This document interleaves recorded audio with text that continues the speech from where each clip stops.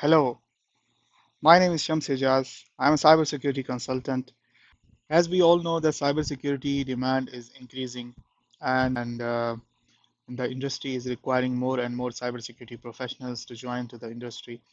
Cybersecurity knowledge is very crucial for the um, newcomers and the people who are starting a new career, would like to join cybersecurity as a career.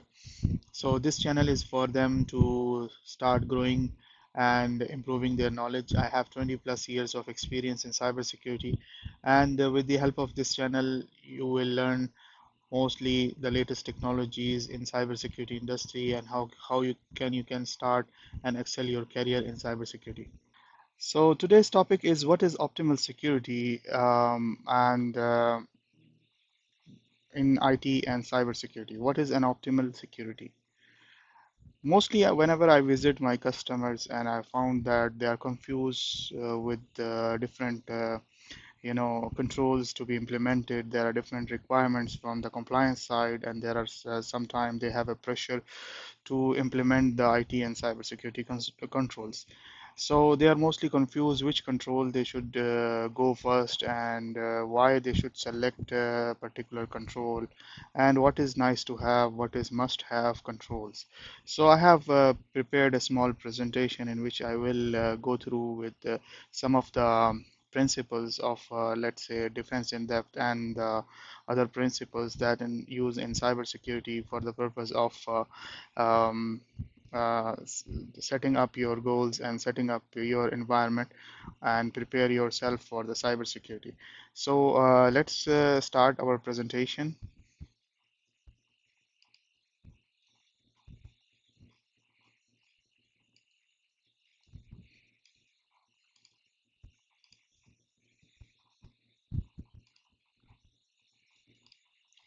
So as I mentioned that we are talking about cybersecurity, what is optimal security in IT and cybersecurity. As we all know that there is a concept of defense in depth, and what is a defense in depth? Mainly, there are different layers in the cybersecurity. As we know that there is no 100% security.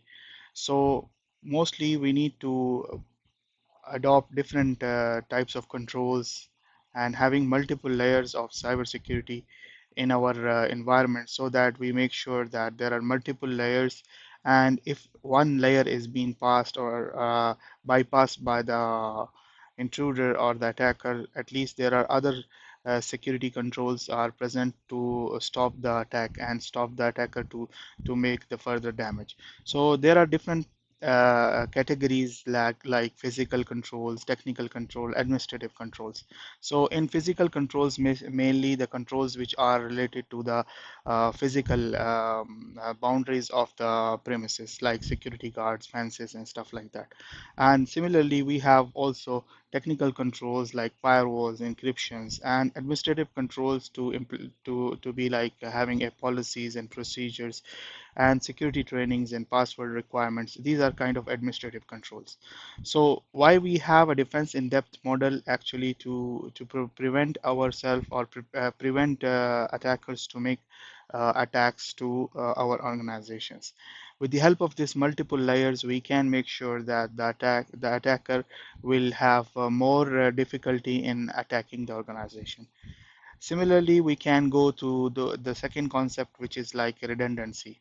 So in to avoid any kind of failures in our organizations and make sure the availability of our computing systems and environments, we follow this concept of redundancy where we will make sure there is no single point of failure.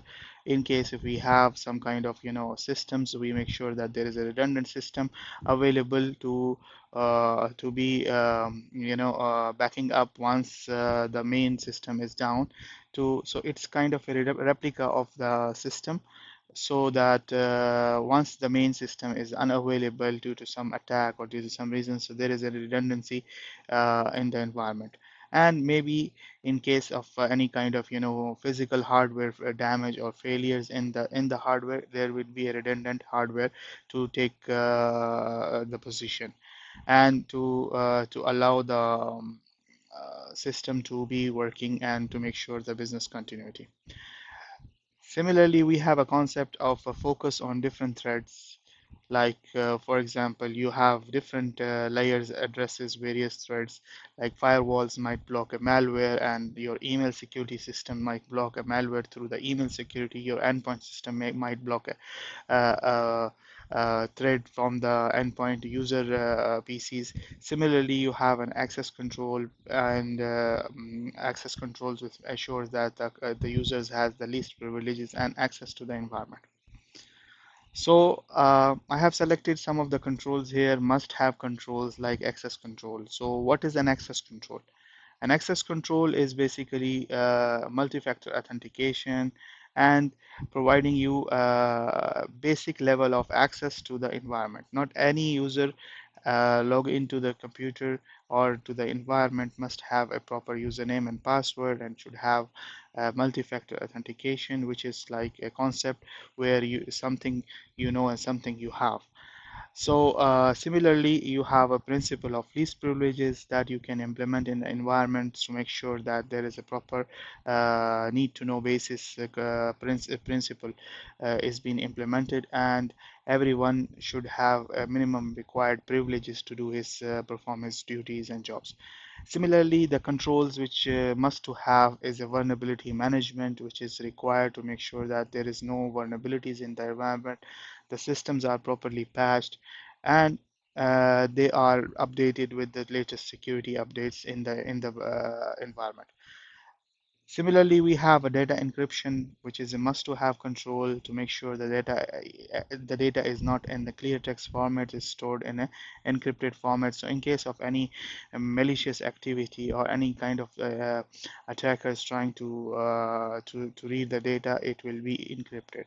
So in case it will help to prevent any kind of damage to the organization.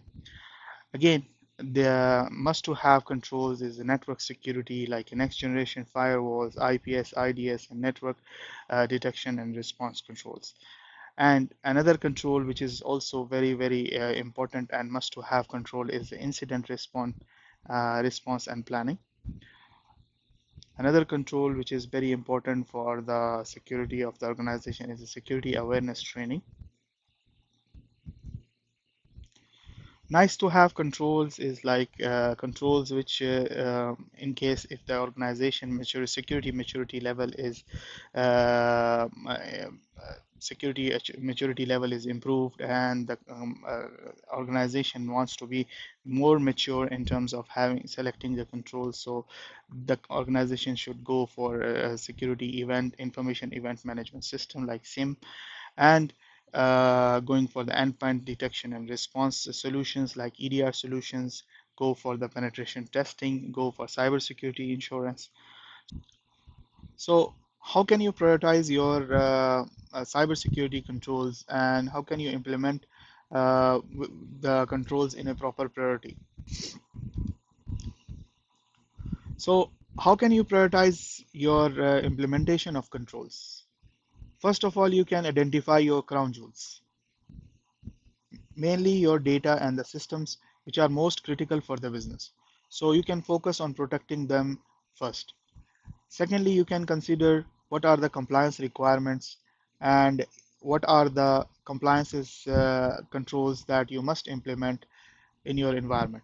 So you can start having those controls to be implemented to be comply with the compliance regulations like HIPAA, SOC 02, or any kind of compliance requirements in your country.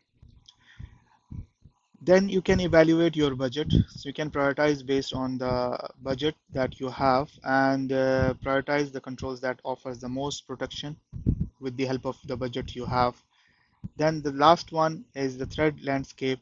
You can consider the type of attacks that you are most likely to face and prioritize your controls based on the mitigation of those uh, risks. So this is a these are the few tips that will help you to decide which control is must have and which control is nice to have.